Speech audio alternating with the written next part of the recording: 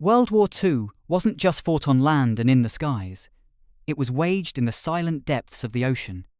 Submarines were the unseen predators of the war, capable of sinking warships, cutting supply lines, and crippling entire economies. From German U-boat wolfpacks terrorizing the Atlantic to America's silent service, choking Japan's lifelines in the Pacific, these undersea hunters changed the very nature of naval warfare. But here's the big question. Which nation had the most effective submarine force of the war? Before we find out, here are the rules. We're ranking each submarine force using a scoring system based on 5 key factors, each rated on a scale from 1 to 10. First, design and performance. How advanced, reliable, and effective were their submarines? Second, armament. Torpedo power, loadout, and deck guns. Third, production and scale. How many boats were built, and could they sustain their campaigns? Fourth, doctrine and tactics. How smartly were these submarines used in combat? And finally, strategic impact. Did their actions actually change the outcome of the war? Before we dive in, here's a quick note. This video focuses on the 7 major submarine powers of World War II, the countries with the biggest fleets and the greatest impact on the war. We'll also stick to the most famous or iconic submarine classes from each nation, not every single design. There were other countries like the Netherlands, Poland, and Finland that operated submarines too, but they'll be just honourable mentions for now. If I missed a submarine you think deserves to be here, drop it in the comments. And if you'd like me to make a separate video about lesser-known submarines and minor navies, let me know down below. Sound good? Let's get started.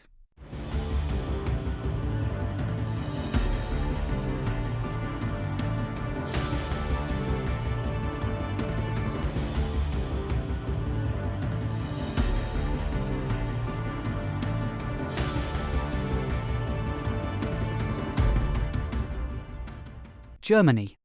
When World War II began, Germany understood a harsh truth. Its surface fleet was too small to challenge the Royal Navy in a decisive battle. Admiral Karl Dönitz, commander of the U-boat arm, believed there was only one way to bring Britain to its knees and cut off its lifeline at sea. If merchant shipping could be destroyed faster than it could be replaced, Britain would starve and its war effort would collapse. This strategy was not new. In the First World War, German U-boats had nearly forced Britain into surrender, and that memory haunted British planners. The Treaty of Versailles, after 1919, banned Germany from building submarines, but in secret, German engineers kept working. Through dummy companies and covert deals with Dutch and Spanish shipyards, Germany refined designs and even trained crews under the guise of civilian programs. So when war erupted in 1939, Germany had a modern submarine fleet, small in number but deadly in intent. At the outbreak of war, Germany had only 57 operational submarines, far fewer than Dönitz's dream force of 300. Still, they wasted no time. German strategy centred on the Atlantic lifeline that carried food, oil and weapons to Britain. Without these supplies, Britain could not survive. Winston Churchill later admitted, "The only thing that ever really frightened me during the war was the U-boat peril." The tactic that made this possible was the wolf pack, groups of U-boats spread across the ocean, guided by radio intercepts. When a convoy was sighted, the pack converged, attacking at night and often on the surface, where U-boats were faster than merchant ships and harder to detect. Early results were staggering. During the happy time in 1940 and 1941, German submarines sent hundreds of thousands of tons of Allied shipping to the bottom each month. After France fell, U-boats gained access to ports like Lorient and Saint-Nazaire, bringing the mid-Atlantic within easy reach.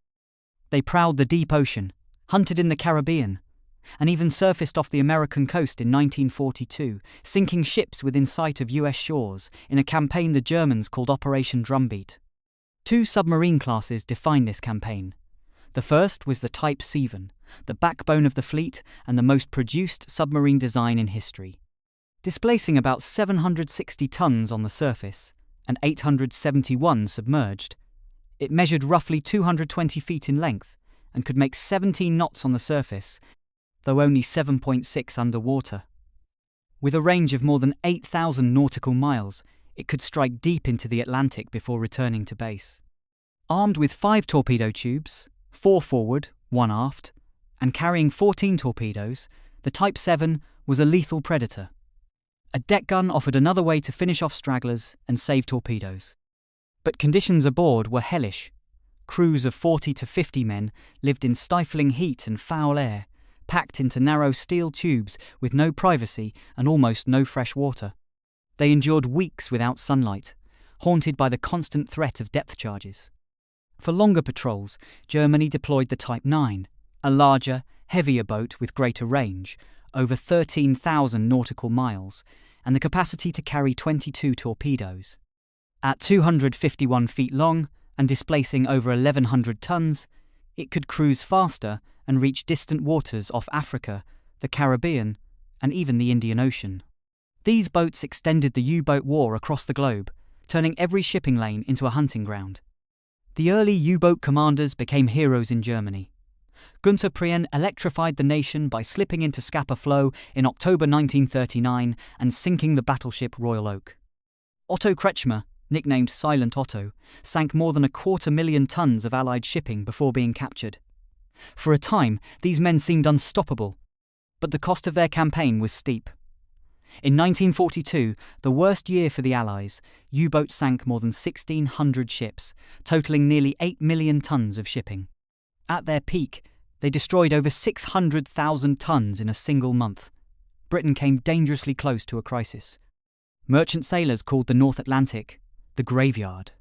Ships burned on the horizon, lifeboats drifted in icy seas, and convoys sailed under constant fear of attack. Yet the hunters would become the hunted. By mid-1943, Allied technology and tactics had transformed the Atlantic battle. Long-range patrol aircraft, like the B-24 Liberator, closed the air gap where U-boats once roamed unopposed. Escort carriers brought air power to convoys, and radar exposed submarines on the surface, even at night. High-frequency direction finding tracked their radio transmissions, while improved sonar, faster depth charges, and new weapons like the Hedgehog mortar turned the sea into a death trap. Most crucially, codebreakers at Bletchley Park cracked German naval ciphers. With intelligence from Ultra, convoys were rerouted away from waiting wolf packs. The effect was devastating. In May 1943 alone, Germany lost 41 U-boats, nearly a quarter of its operational fleet. Losses now outpaced production, and each boat carried a crew of highly trained men who could not be replaced quickly. Dönitz withdrew his submarines from the North Atlantic, acknowledging defeat in the campaign he once believed would win the war. Desperate for a miracle, Germany pinned its hopes on advanced designs. The most ambitious was the Type 21 Electroboot, a revolutionary submarine capable of speeds of 17 knots submerged, faster than any escort ship, and staying underwater for extended periods thanks to a snorkel and massive battery banks. Streamlined and futuristic, the Type 21 pointed the way to modern submarines, but it came too late. Production delays, Allied bombing, and shortages meant only a handful were completed before the war ended. They never had a chance to influence the outcome. By the war's end, Germany had built nearly 1,100 U-boats, but over 750 were lost in combat. Of roughly 40,000 men who served in the U-boat arm, more than 30,000 never returned. A staggering casualty rate of 75%, one of the highest in any military branch. Despite this grim toll, the U-boat campaign nearly strangled Britain in the early years. German submarines sank more than 2,700 merchant ships and 175 warships, totaling over 14 million tons of shipping. They forced the Allies to divert enormous resources to anti-submarine warfare, delayed the build-up for a cross-channel invasion, and prolonged the war in Europe. In the end, however, the U-boats could not overcome Allied industry, technology, and sheer numbers. The Atlantic lifeline stayed open, and with it, the path to day and victory. Yet, the Battle of the Atlantic, longest continuous campaign of the Second World War, remains a story of innovation and endurance, courage and terror, fought across an unforgiving ocean where survival is often hung by a thread.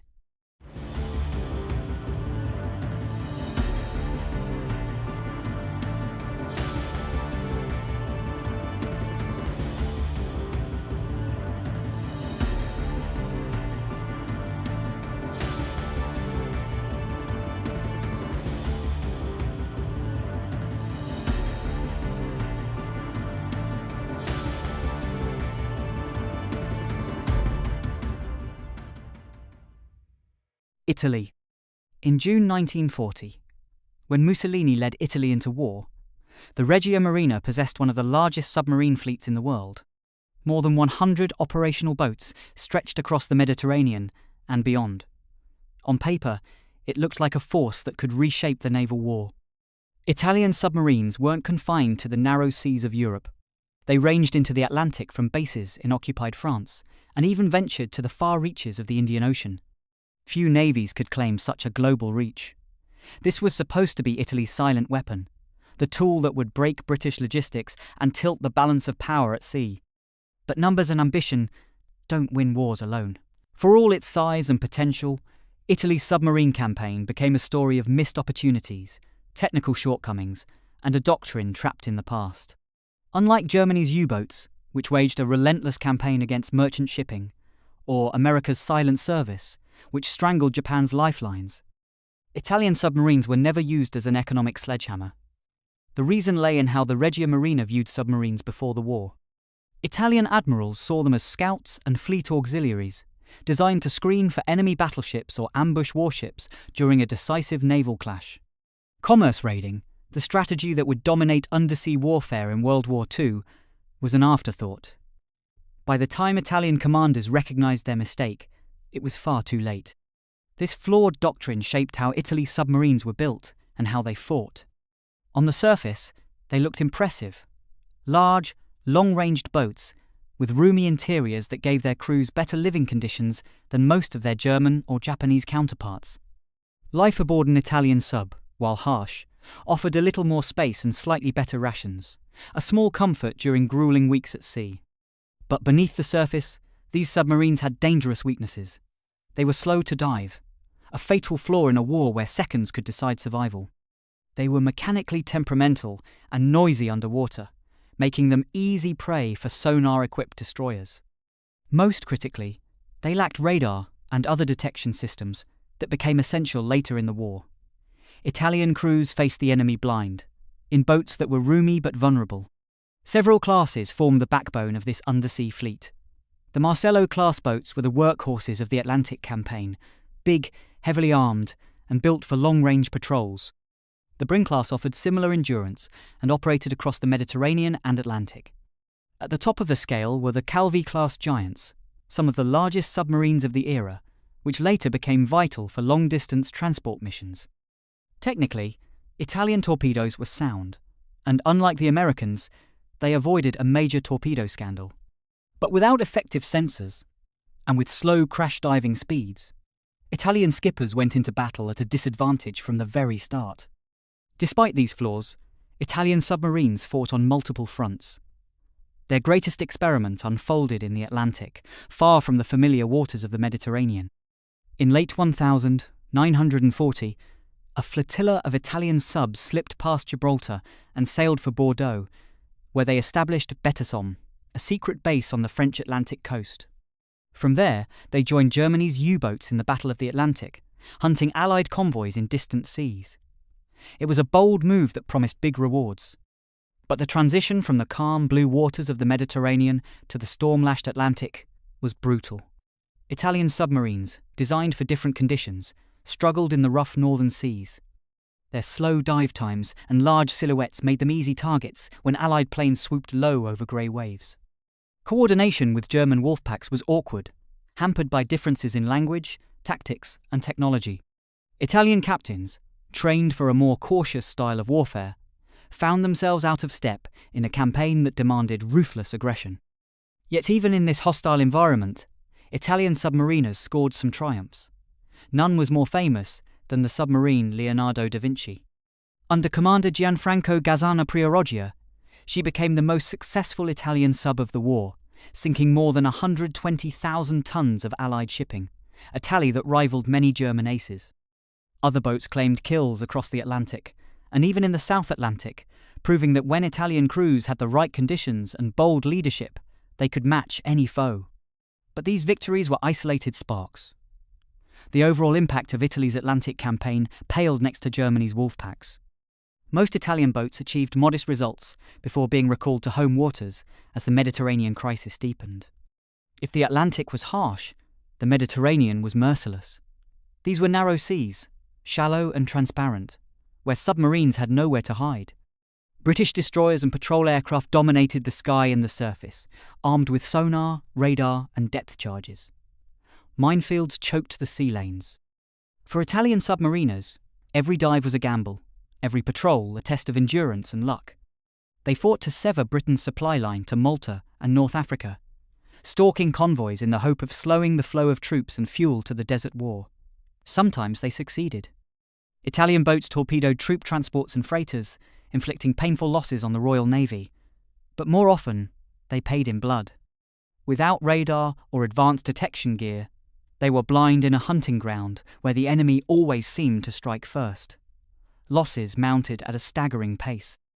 As the tide of war turned, Italy looked farther afield for opportunities.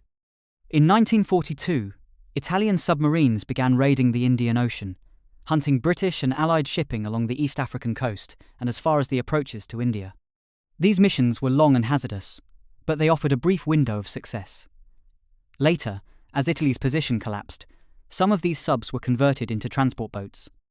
They carried strategic cargoes, rubber, tin, tungsten, to Japan, and in return brought home industrial goods and rare materials for the Axis war machine.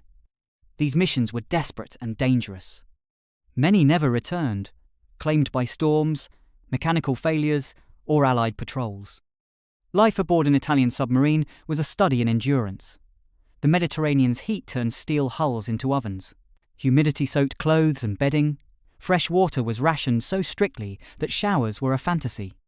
The air grew foul with diesel fumes, sweat, and the ever-present stench of fear. When depth charges exploded nearby, the hull groaned and shuddered as if alive, gauges shattered, and men whispered prayers in the dark. Patrols could stretch for weeks, each hour a reminder that the next might be their last. And often, it was. Of the more than 170 submarines Italy commissioned during the war, over 80 were lost in combat. Thousands of submariners never came home. In the end, Italy's submarine force achieved only limited results. They sank about 1 million tons of Allied shipping, respectable by most standards, but a fraction of what Germany or the United States accomplished. They fought bravely in 3 oceans, from Gibraltar to Madagascar, and their crews paid a terrible price. But doctrine doomed them from the start. Obsessed with fleet support and lacking the aggressive commerce raiding strategy that made Germany's U-boats and America's silent service so deadly, the Regia Marina squandered its greatest undersea weapon.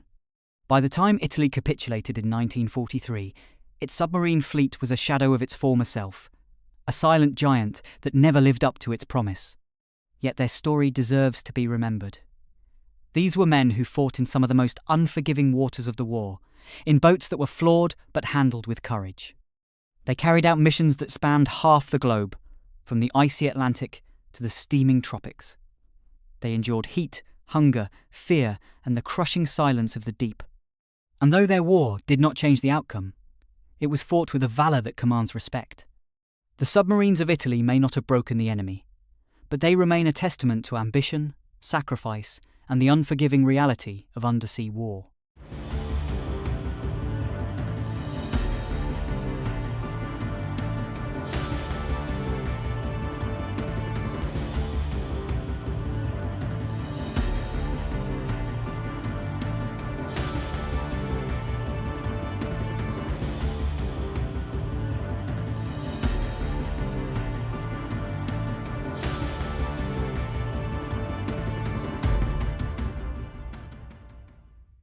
France, June 1940.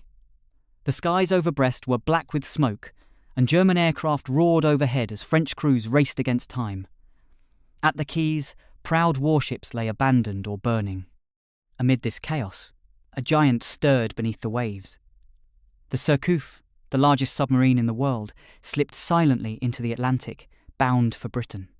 She was unlike anything else afloat, part submarine, part cruiser, carrying not only torpedoes but 8-inch naval guns and even a float plane.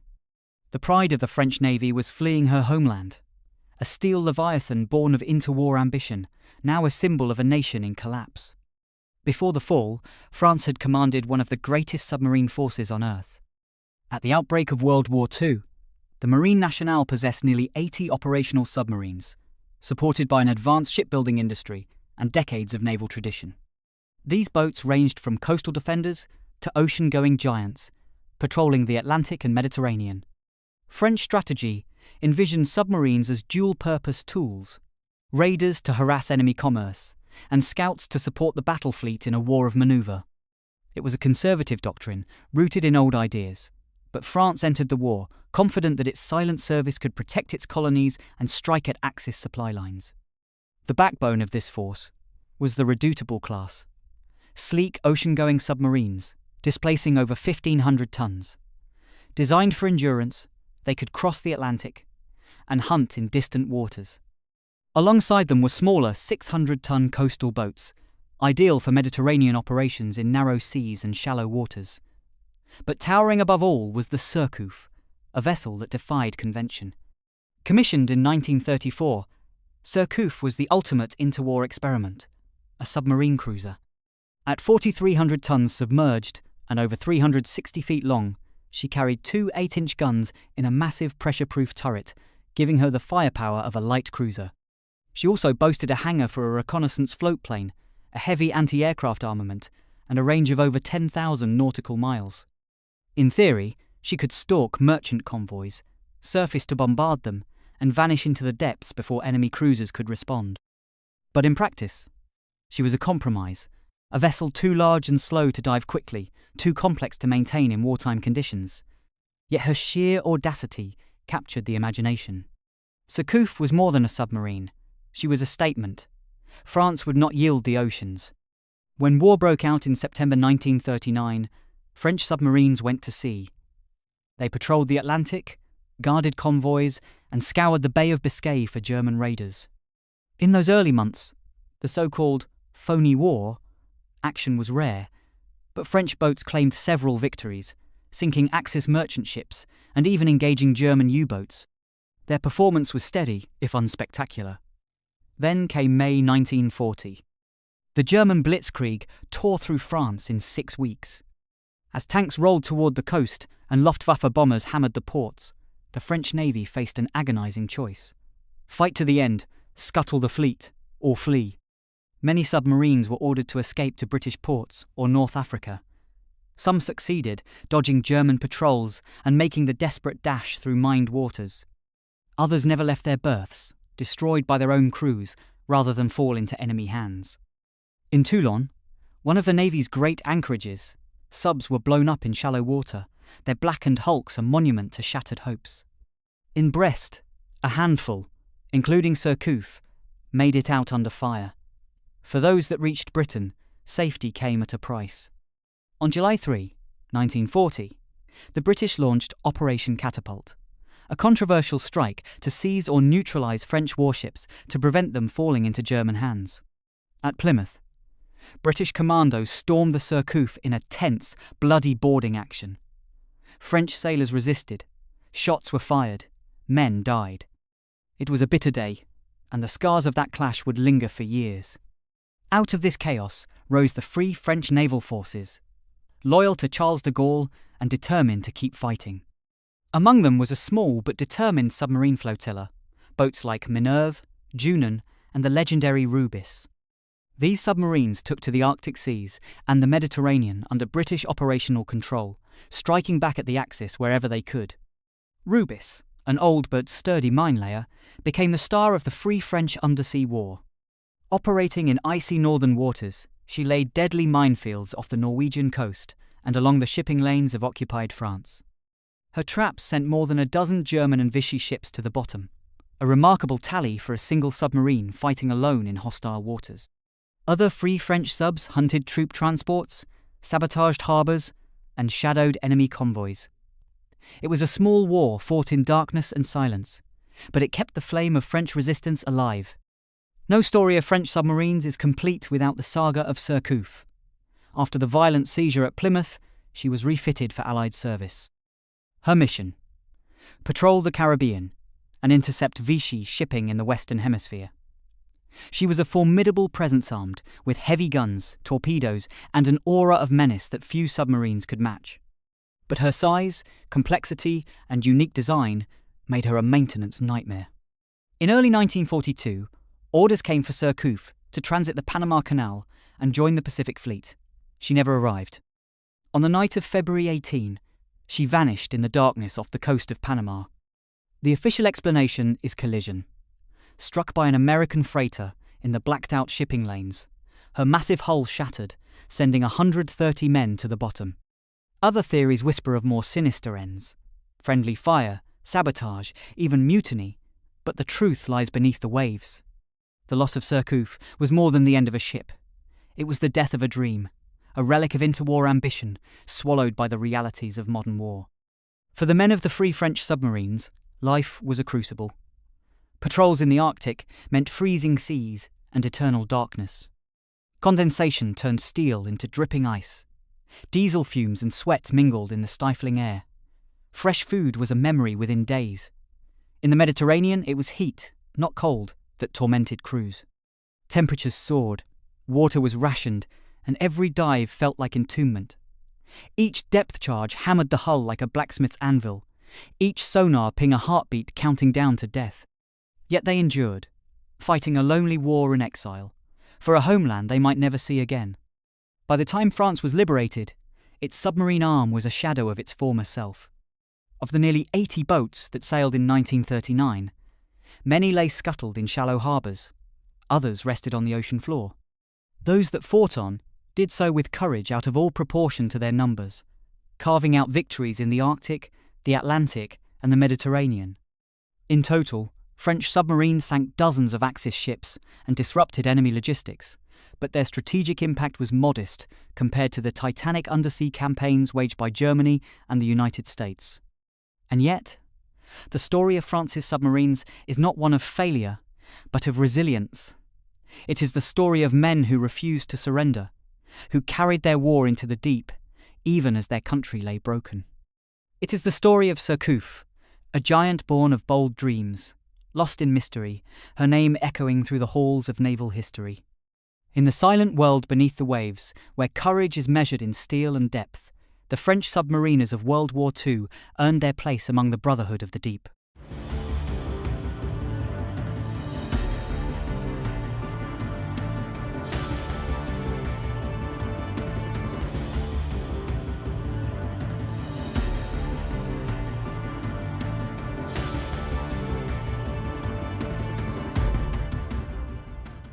America. Unlike Germany's U-boats, which tried to starve Britain across the Atlantic, American submarines faced a different challenge. Japan's empire stretched across thousands of miles of ocean.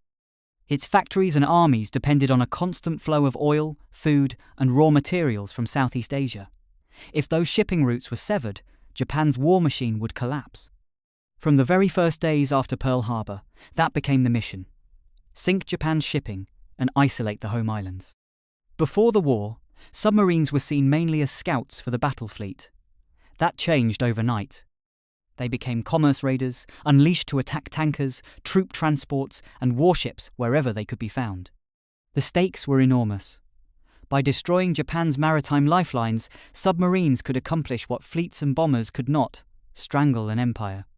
But America's silent service began the war with a crippling handicap. Its primary weapon, the Mark 14 torpedo, was deeply flawed. It ran too deep, failed to detonate, or exploded prematurely. For nearly 2 years, American submariners risked their lives with defective weapons, a scandal that infuriated commanders and demoralized crews. The problem wasn't fully fixed until 1943. When it was, the change was immediate and catastrophic for Japan. Suddenly, every hit counted, and the silent service became the most lethal force in the Pacific. 2 submarine classes defined America's campaign: Gato and Balao. The Gato class, commissioned in 1941, was large and long-ranged, perfect for Pacific patrols. It displaced about 1,500 tons on the surface, stretched 300 feet, and could make 21 knots on the surface, cruising 11,000 nautical miles without refueling. Armed with 10 torpedo tubes and carrying 24 torpedoes, it was a formidable hunter. Crews of 80 men endured harsh conditions, but compared to German U-boats, American subs offered better space, food, and even air conditioning, critical for long patrols in tropical waters. The Balao class, entering service in 1943, built on this design with a stronger pressure hull that allowed dives up to 400 feet compared to the Gato's 300. This made them more survivable against Japanese depth charges. They became the backbone of the silent service, a name submariners wore with pride. American submarines did not seek glory in great fleet battles. Instead, they waged a relentless war of attrition.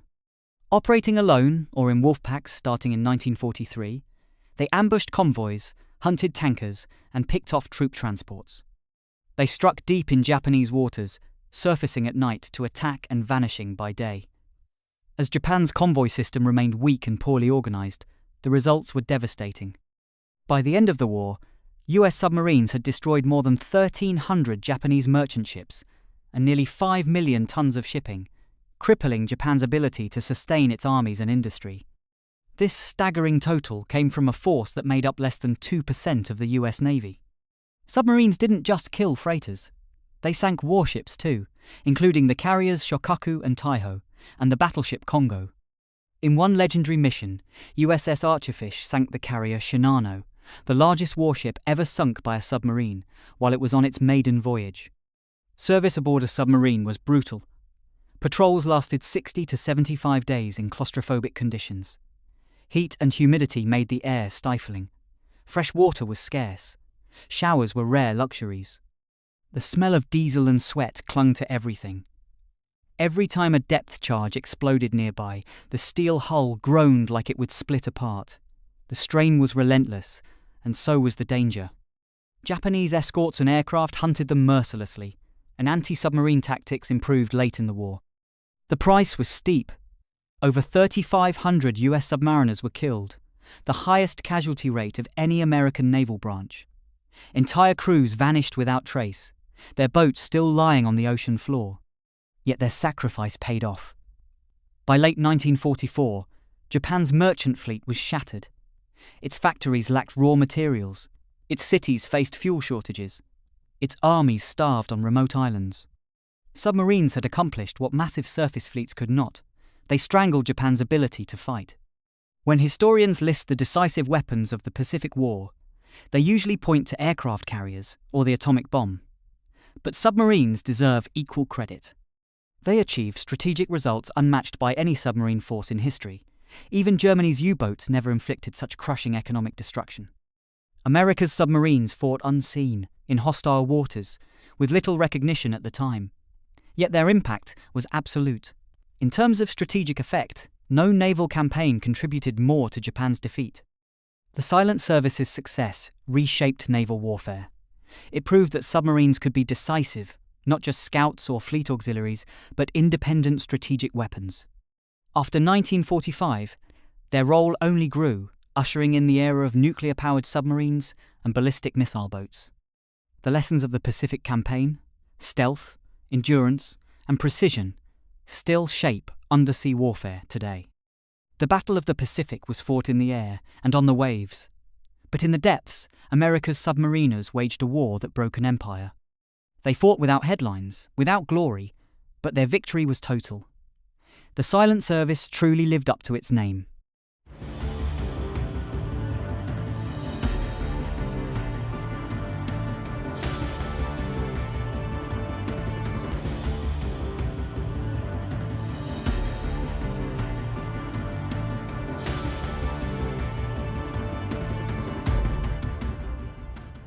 Japan.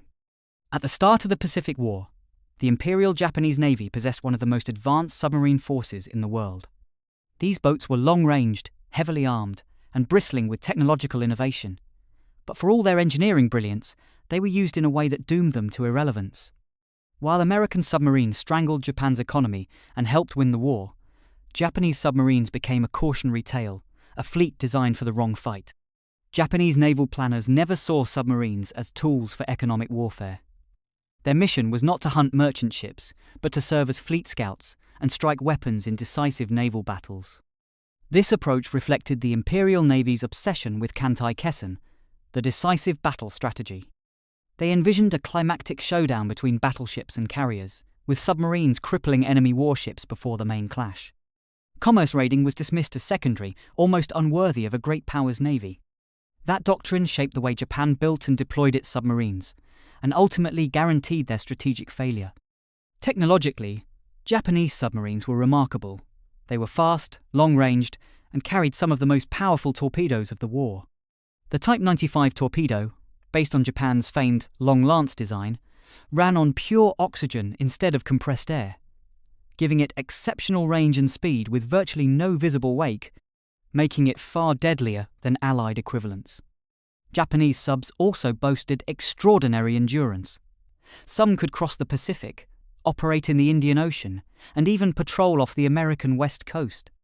In early 1942, Japanese submarines prowled near Hawaii and California, sinking ships and even shelling the US mainland in minor raids, a psychological blow that shocked Americans at the time.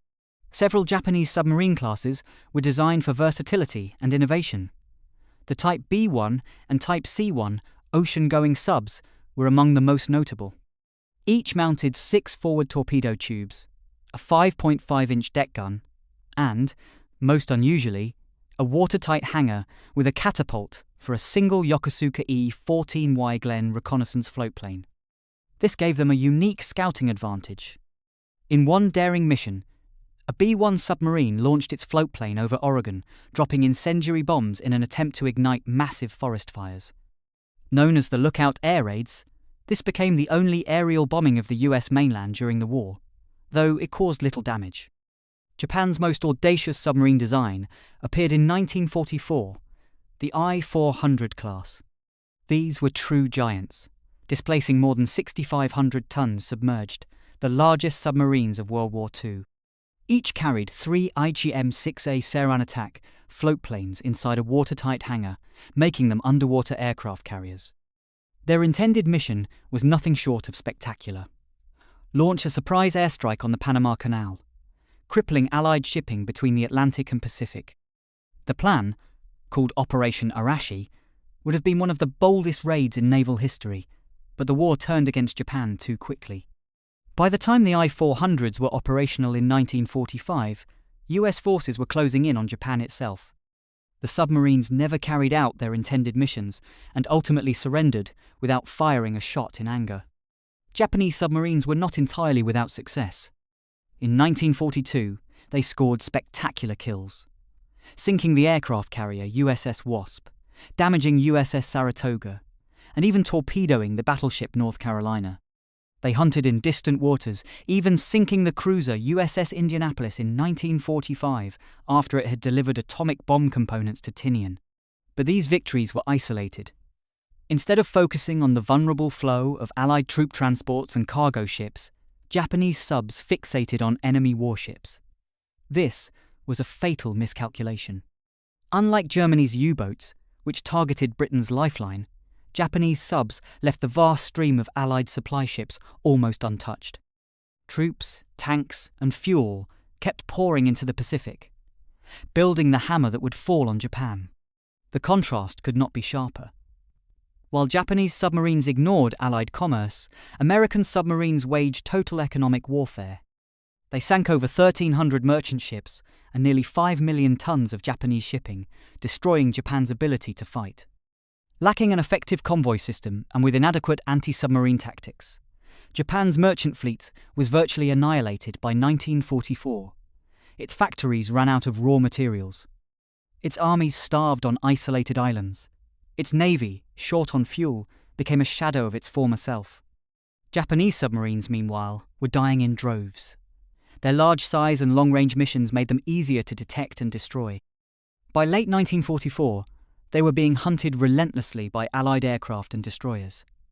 Many never returned from their final patrols. For the men aboard these submarines, life was harsh and dangerous. Patrols stretched for months in cramped quarters with poor ventilation. The heat in tropical waters was suffocating, food quickly spoiled, and the risk of depth charge attack was constant. Unlike the Americans, who enjoyed relatively better conditions, Japanese crews endured primitive living standards and grim odds of survival. By war's end, more than 80% of Japan's submariners were dead, a staggering toll that rivaled Germany's U-boat losses. Japan built some of the most advanced and ambitious submarines of World War II, Fast, heavily armed, and even capable of launching aircraft. Their torpedoes were world-class. Their designs were bold. Yet all that innovation was squandered by a doctrine obsessed with decisive fleet battles and blind to the true power of economic warfare. Submarines could have strangled Allied supply lines in the desperate early months of the war. Instead, they were misused as auxiliary fleet units, striking high-value targets but leaving the arteries of Allied power intact. By the time Japan realized its mistake, it was too late. The silent service of the US Navy had already severed Japan's lifelines and sealed its fate.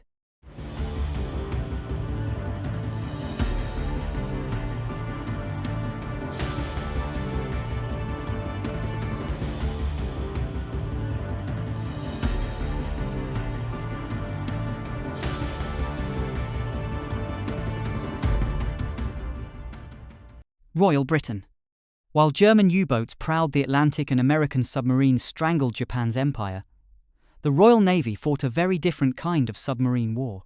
It was not fought in the wide ocean, but in shallow, confined waters, among minefields, narrow straits, and hostile coasts.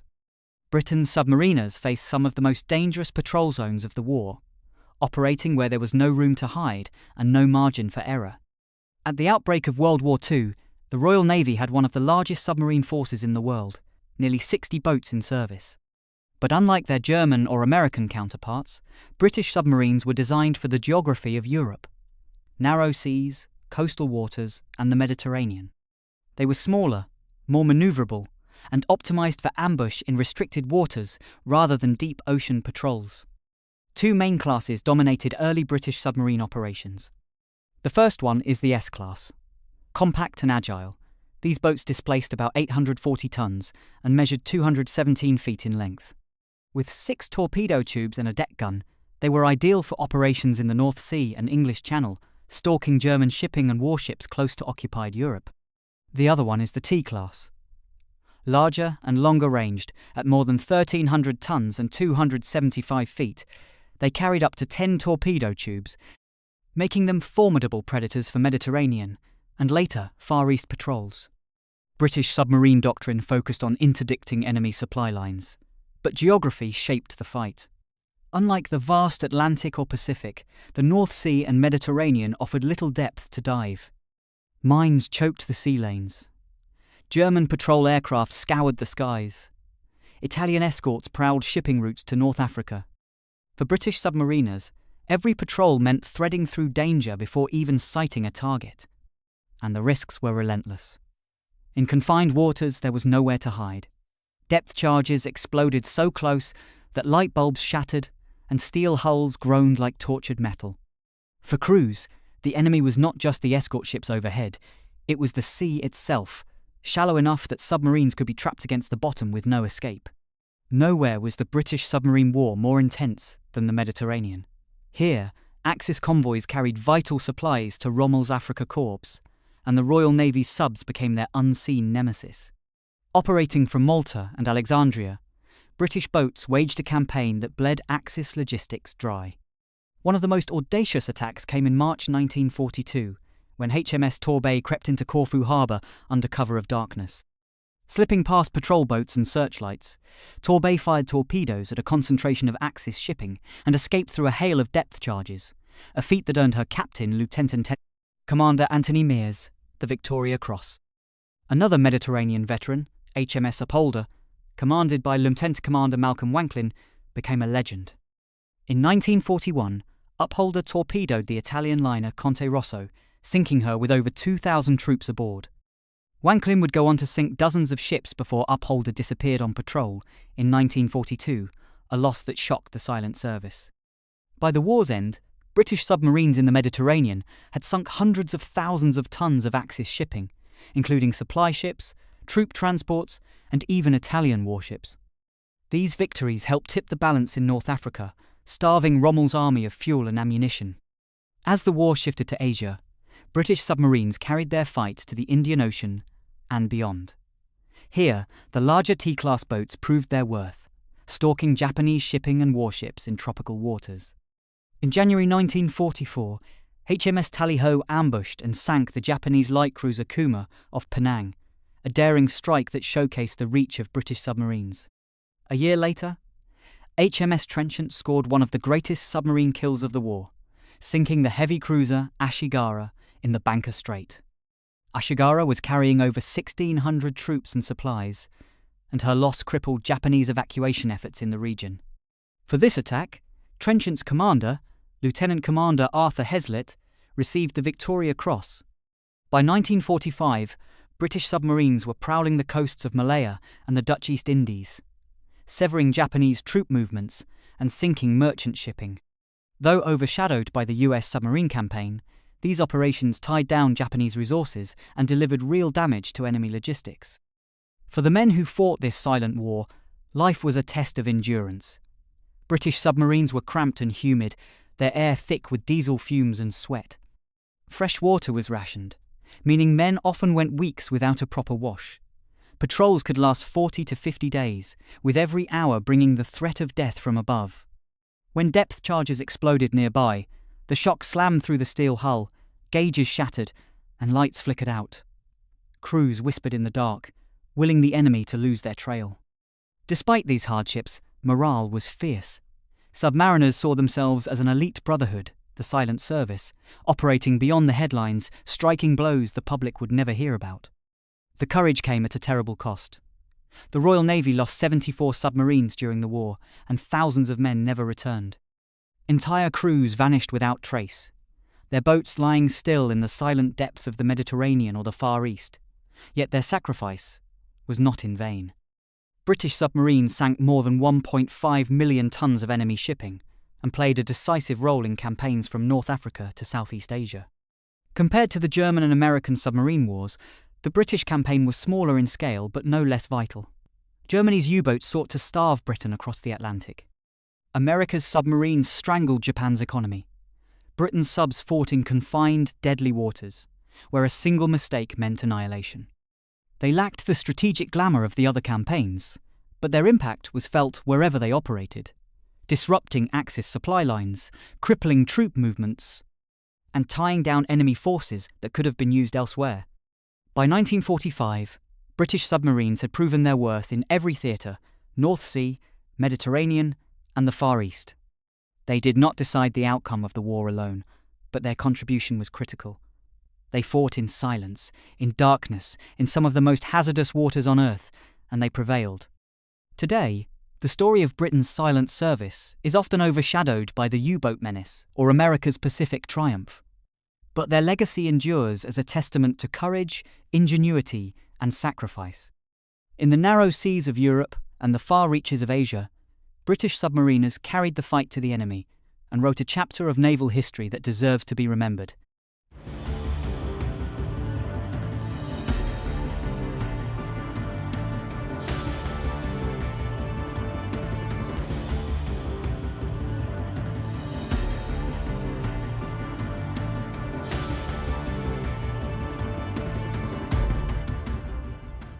UNI Soviet.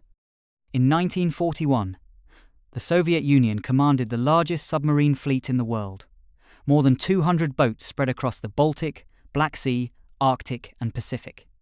On paper, this was a fearsome force, dwarfing those of Germany, Britain, or the United States. It seemed poised to wreak havoc on Axis shipping, choke supply lines, and tilt the balance of the war. But reality told a different story. For all its size, the Soviet submarine arm never achieved the sweeping victories that German U-boats or American subs delivered. The reasons lay in doctrine, geography, technology, and the brutal circumstances of the Eastern Front. Before the war, Soviet naval planners imagined their submarines as guardians of the motherland, not oceanic raiders. Their mission was coastal defense, striking enemy warships in narrow seas, not hunting merchant shipping across open oceans. As a result, Soviet boats were built for short-range patrols, not long-range commerce destruction. When Germany invaded in June 1941, this doctrine collided with harsh reality. The Baltic and Black Seas, Soviet submarines' main hunting grounds, were death traps. The Baltic was laced with German and Finnish minefields, reinforced by steel anti-submarine nets that bottled up entire fleets. In the Black Sea, Axis forces dominated narrow choke points, and blanketed the region with patrol aircraft and escorts. Even the Arctic, where Soviet boats supported convoys to Murmansk, was a frozen nightmare of pack ice, storms, and crushing cold. For Soviet submariners, every patrol was a fight to survive before it even began. Soviet submarines were diverse, reflecting different regional needs. The most numerous was the Shuka class, medium-sized subs displacing about 600 tons on the surface. Agile and relatively small, they were well suited for coastal waters, but lacked endurance for long-range missions. At the other end of the spectrum were the K-class Katyusha boats, true giants by Soviet standards. Displacing over 1,400 tons, they carried heavy torpedo armament, deck guns, and even anti-aircraft weapons for surface combat. They were bold in concept, but flawed in execution, slower to dive, plagued by mechanical issues, and limited by shallow diving depths that made them vulnerable to enemy attacks. Across the fleet, most boats suffered from primitive fire control systems, poor habitability, and unreliable communications. Few had effective radios, making coordinated operations impossible. Unlike German wolf packs or US lone wolf raiders guided by signals intelligence, Soviet submarines fought alone, blind and unsupported in hostile waters. When the war began, Soviet submarines surged into action. In the Baltic Sea, their mission was to strike German shipping and disrupt troop movements. Instead, they slammed headlong into vast mine barrages and anti-submarine nets. Dozens of boats were lost before they could score a single hit. Some subs never returned from their first patrol, entombed in the shallow depths of the Gulf of Finland. The Black Sea was no less perilous. Axis control of the Bosporus and the limited range of Soviet boats meant their patrol zones were predictable and deadly. German and Romanian escorts, backed by air patrols, hunted aggressively. For crews, every dive was a gamble. Survival often depended on sheer luck. And then there was the Arctic, where Soviet subs operated in support of Allied convoys to Murmansk and Archangel. Here, the enemy was not just German escorts, but ice floes, freezing storms, and crushing cold. In winter, periscopes iced over and hatches froze shut. Life aboard was a misery of damp clothes, stale air, and bone-deep chill. Despite overwhelming odds, Soviet submariners fought with extraordinary tenacity. They sank hundreds of thousands of tons of Axis shipping, including troop transports and supply ships carrying vital resources to Germany. Some patrols achieved spectacular results. In 1942, Soviet subs in the Gulf of Finland waged aggressive campaigns, torpedoing convoys under the shadow of minefields. In the Arctic, they pressed attacks beneath the ice, firing spreads of torpedoes and fleeing through blinding blizzards. These actions delayed reinforcements and disrupted supply lines to the German front, small victories in a titanic struggle. Some commanders became legends. Captain Alexander Marinesko earned fame in January 1945 for sinking the German liner Wilhelm Gustloff, a ship packed with over 9,000 soldiers and civilians. It remains the deadliest sinking in maritime history. A month later, Marinesko sank the troopship General von Steuben, killing another 4,000. These victories, though controversial, were celebrated in the Soviet Union as acts of vengeance against the invader. But every success carried a terrible cost. The Baltic became a graveyard for Soviet submarines. German and Finnish minefields claimed dozens of boats. In the Black Sea, escorts hunted relentlessly. In total, more than 100 Soviet submarines were lost, one of the heaviest tolls of any navy. Entire crews vanished without trace, entombed in steel coffins beneath the waves. Bravery was never in doubt. Strategy was the real failure. The Soviet Union never developed an effective doctrine for commerce warfare. It lacked wolfpack tactics like Germany's, signals intelligence to track convoys, as the Allies had, and long-range boats for sustained patrols. Instead, Soviet subs fought in isolation, striking when targets appeared and paying dearly for every torpedo fired. Their campaign inflicted local damage and tied down Axis naval resources, but it never starved the German war machine.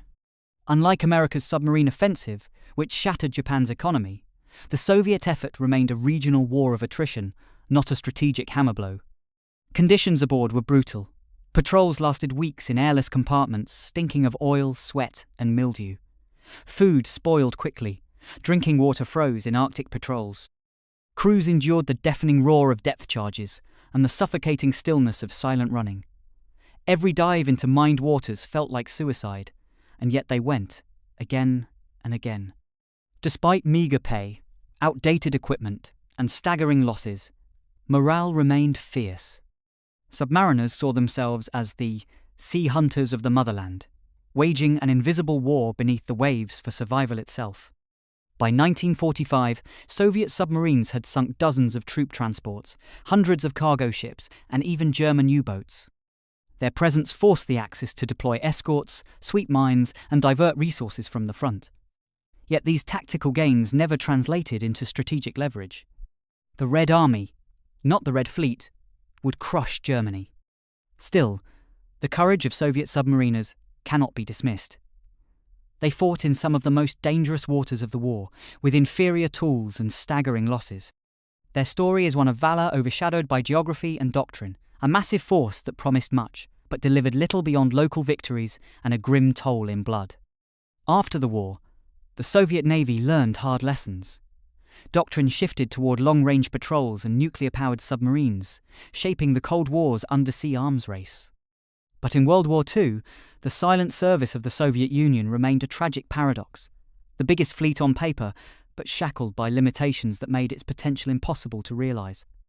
In the end, their war was fought in silence, in the dark waters of the Baltic, under Arctic ice, and in seas that became mass graves.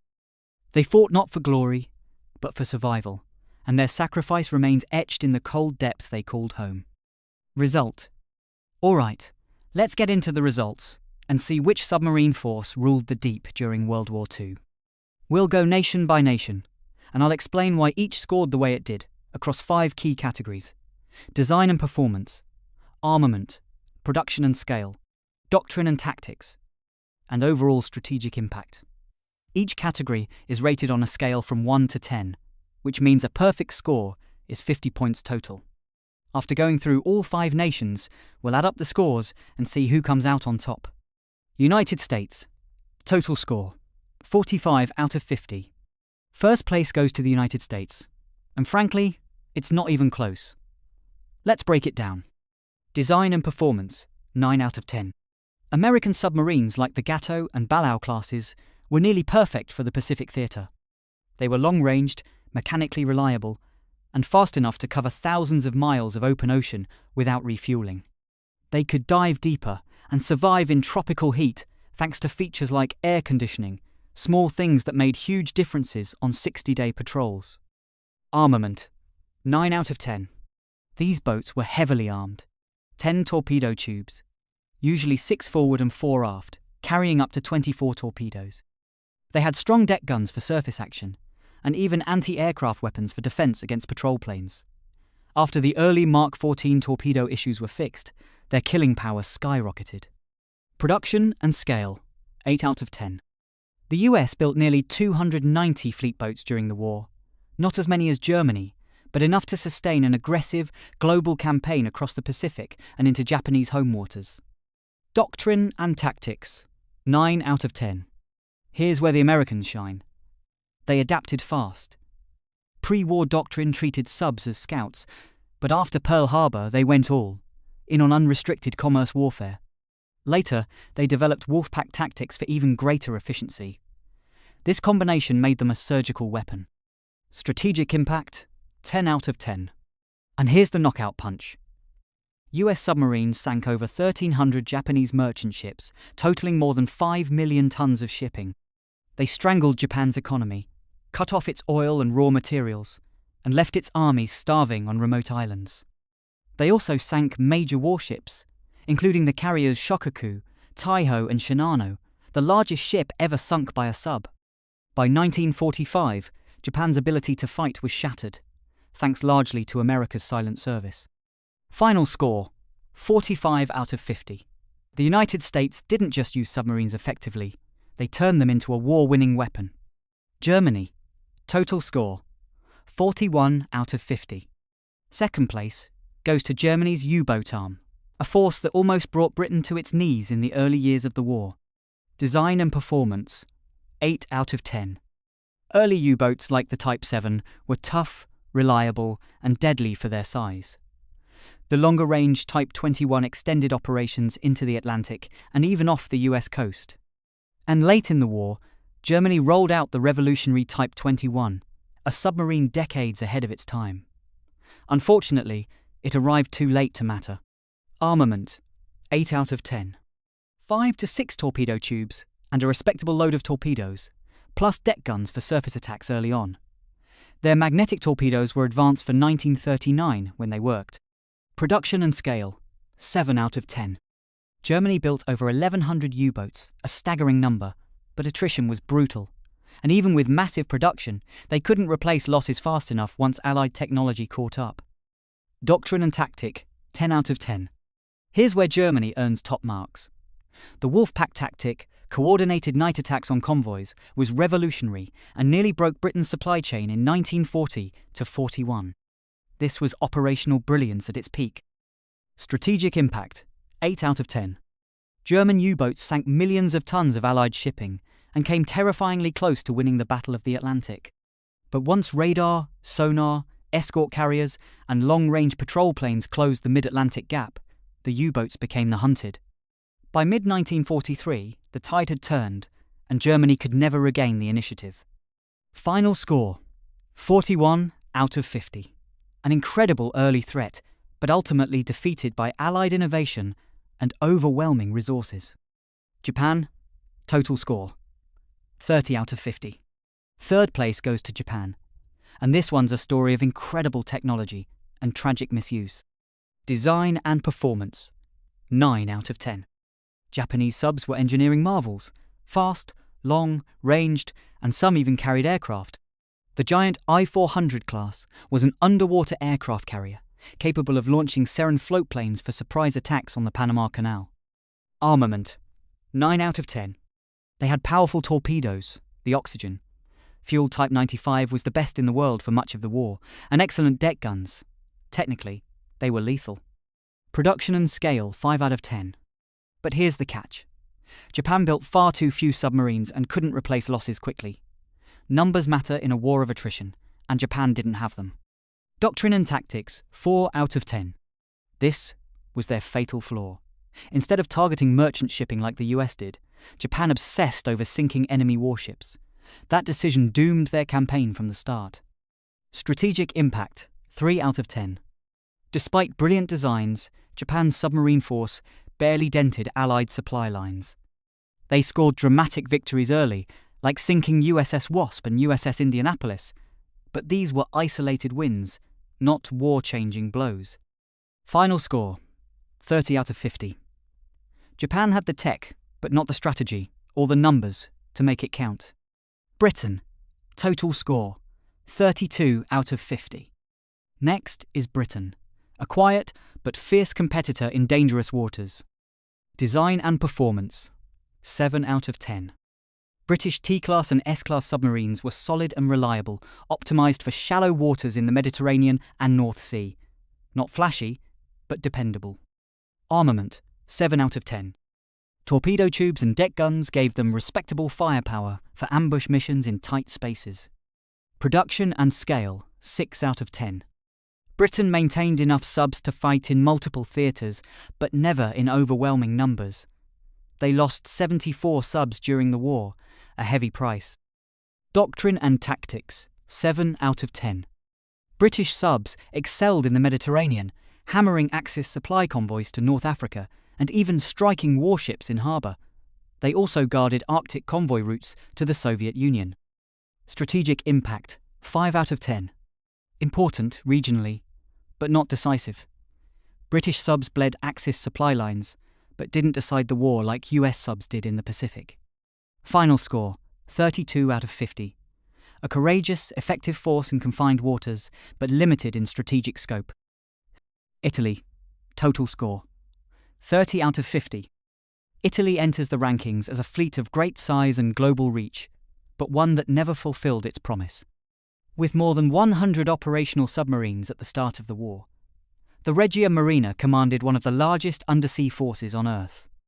Yet outdated doctrine, slow adaptation, and harsh operational realities kept this arm from achieving decisive results. Design and performance, 7 out of 10. Italian submarines were spacious and long-ranged, offering better crew comfort than most Axis boats. Classes like the Marcello and Bryn were well suited for Atlantic patrols, and the Calvi-class giants pushed the limits of range and cargo capacity. But technical weakness, low dive times, noisy underwater performance, and lack of radar proved deadly in modern submarine warfare. Armament, 7 out of 10.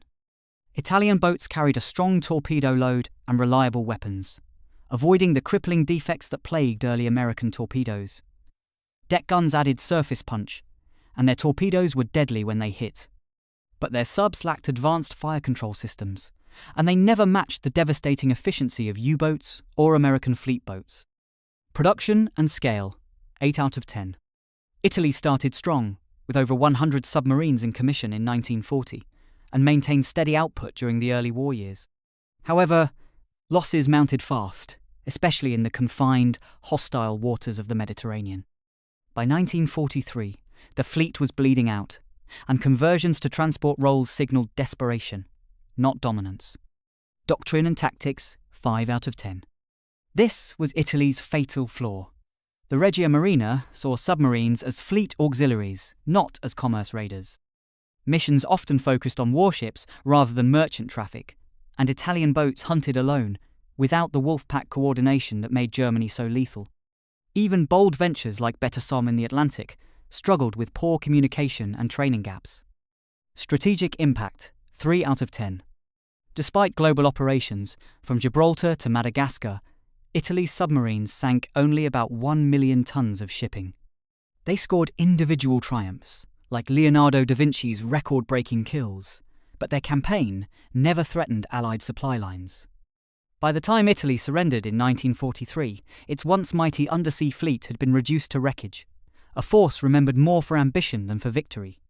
France, total score, 25 out of 50. France began World War II with one of the most impressive submarine forces on Earth, nearly 80 boats, advanced designs, and bold concepts like the Surcouf, the largest submarine in the world. But the lightning collapse of 1940 shattered these ambitions. Many subs were scuttled, captured, or left without a base, while those that escaped fought on in exile under Free French command. Their courage was unquestionable, but their impact was limited. Design and performance, 7 out of 10. French submarines were technically strong, and in some ways innovative. The Redoubtable class offered ocean-going capability, and coastal boats were solid performers in restricted waters. Then there was the Surcouf, a hybrid submarine cruiser with 8-inch guns and a floatplane hangar, a marvel of interwar engineering. But this ambition came at a cost. Surcouf was slow to dive, complex to maintain, and her concept was obsolete by 1939. Most French boats also lacked modern detection gear, which would prove critical later in the war. Armament, 6 out of 10.